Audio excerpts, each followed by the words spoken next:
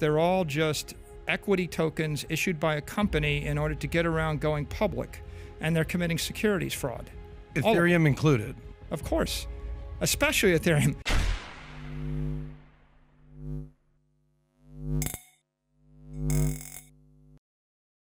Hey guys, welcome back to Library of Wealth. Today we have another continuation of the latest interview with Michael Saylor, giving us an update on the collapse of FTX, as well as new information on the inside dealings that went on behind the scenes. Saylor will also discuss the crypto market and how the fraud inside FTX is causing investors to panic. He discusses how SBF was using customer funds to make moves politically and financially, and how eventually the worthless tokens and counterfeit money caught up to him. Saylor also discusses Bitcoin and what other digital assets are going to be affected by the recent crash. Let's get right into the latest interview with Michael Saylor on the PBD podcast. If you enjoy the content we do here, don't forget to hit the like button and subscribe to the channel. Let's get right into the video. But what if I said, buy Texas coin? There's only 1 million Texas coins. It's going up. And then you buy Texas coin. And then I go and I give myself 10 million more unlocked Texas coin. I dump it on the market, the price goes to zero. Now, do you feel like you got cheated? If I say, I really think you ought to stock up on lumber in case, you need to burn it this winter. I'm promoting a commodity. Maybe you stock up on lumber and you overpay for it. Maybe you stock up on lumber and you don't need it during the winter, right? Did I defraud you? I'm promoting lumber. Maybe I gave you bad advice, but the difference between promoting lumber and promoting lumber coin is I can print 100 trillion lumber coin on Saturday night and dump it on you and drive your lumber coin to zero. I can't create 100 trillion forest overnight by snapping my fingers. There are cryptocurrencies like Tether and Circle. They are actually tokens meant to represent the US dollar or some other stable asset. They have an issuer. And generally, they're going to be regulated as securities and as currencies by the banking establishment, the SEC. Then there's crypto securities, Solana, FTT, Serum. Those were all securities. They had an issuer. There were companies behind them. There were CEOs behind them.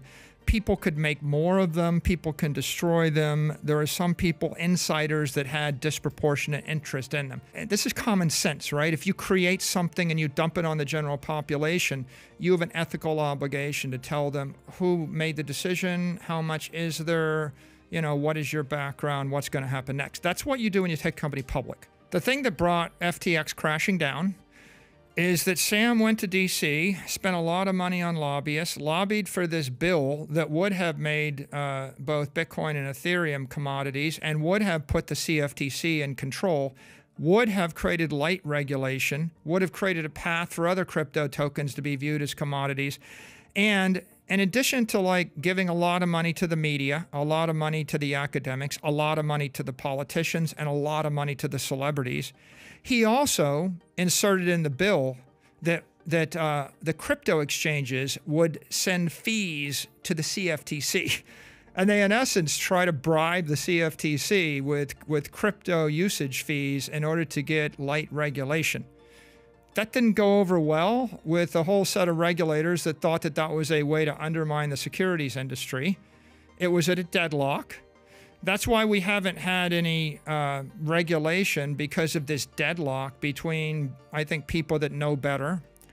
And look, the crypto people they had billions of dollars of counterfeit money. Sam alone spent billions of dollars of counterfeit stolen money. But imagine if everybody that was generating crypto tokens doing the same thing right now. And I'm not going to go into the others involved, but you can probably figure out what's going on. You have a lot of money trying to get a very light regulatory regime. Why'd Sam blow up? Well, Sam went to DC, and in addition to trying to get, fairly exceptional treatment just for his exchange, he then started bad-mouthing Binance and implying that the other offshore exchanges were much shadier than his. Combined with the leak of the balance sheet, when the Alameda balance sheet leaked and it was clear that something like $12 billion of $14 billion in assets were air tokens backed by nothing, it became pretty clear that they were rickety Imagine if I said I have $12 billion of air token, it trades $10 million a day. Well, all you got to do is dump $100 million on the market. It's going to zero. So once they saw that, I think CZ has Is CZ the heavyweight? Is CZ the heavyweight of heavyweights, or would you put? Yeah, offshore, the most influential person in the industry is CZ, but worldwide, I think the most influential person in the industry is the chair of the SEC. During Bankman-Fried's press interviews over the last few weeks, he has spun a new narrative, one in which he was simply an inexperienced and novice businessman who was out of his depth and didn't know what he was doing. He claims he didn't know what was happening at the businesses he founded. They're all just equity tokens issued by a company in order to get around going public, and they're committing securities fraud. Ethereum included. Of course. Especially Ethereum. You know, Ethereum's got $20 billion of ETH token locked up in the staking contract right now, and there's a couple of people that may or may not give it back to you ever.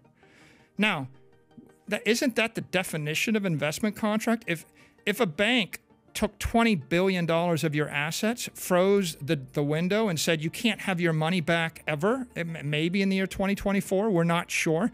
We're just going to keep it. We may actually give you interest on it. We may take it all. We may, we may slash it.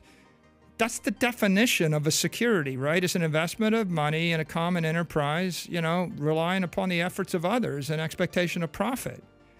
The whole point is, if you want a crypto asset to be a commodity, you can't rely upon 4 engineers, a company, a CEO.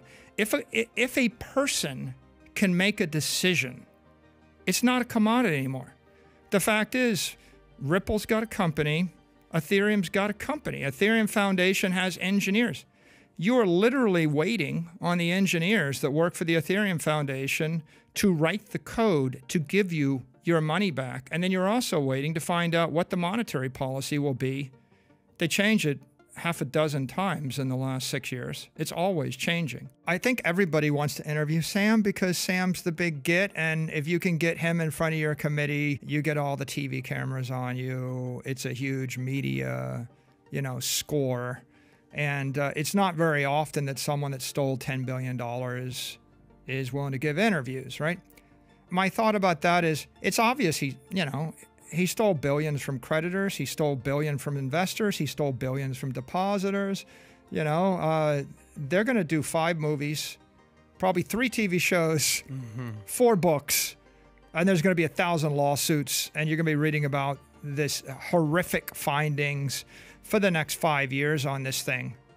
And it may take years and years for them to sort out everything that happened. It's pretty obvious what happened. It's kind of like they got high on free money. I created a $100 million token. It became a $1 billion token. Then I could borrow against it. I could borrow $2 billion against a $1 billion token. If you could borrow $2 billion against a $1 billion air token, and it only costs $10 million a day to get your air token to double in value, wouldn't you be tempted to recycle the money you borrowed back into the money you counterfeited? So it just got to be too easy. And once they got to that point, right, they go from nothing to he's worth nothing in 2018 or 2019 to being worth $20 billion. At least $8 billion in customer funds are missing, reportedly used to backstop billions in losses at Alameda Research, the hedge fund SBF also founded. Both of his companies are now bankrupt with billions of dollars worth of debt on the books. Bankman-Fried admitted he had a bad month, but denied committing fraud at his crypto exchange. The collapse of FTX blindsided investors, customers, venture capitalists, and Wall Street alike. Bankman-Fried could face a host of potential charges, civil and criminal, as well as private lawsuits from millions of FTX creditors. We'll be keeping an eye on this. What do you think about Michael Saylor's latest interview on the crash of FTX? And how Bitcoin and the crypto market will be affected? Comment down below. Thanks so much for watching. Don't forget to like and subscribe. This is Library of Wealth. We'll see you in the next video.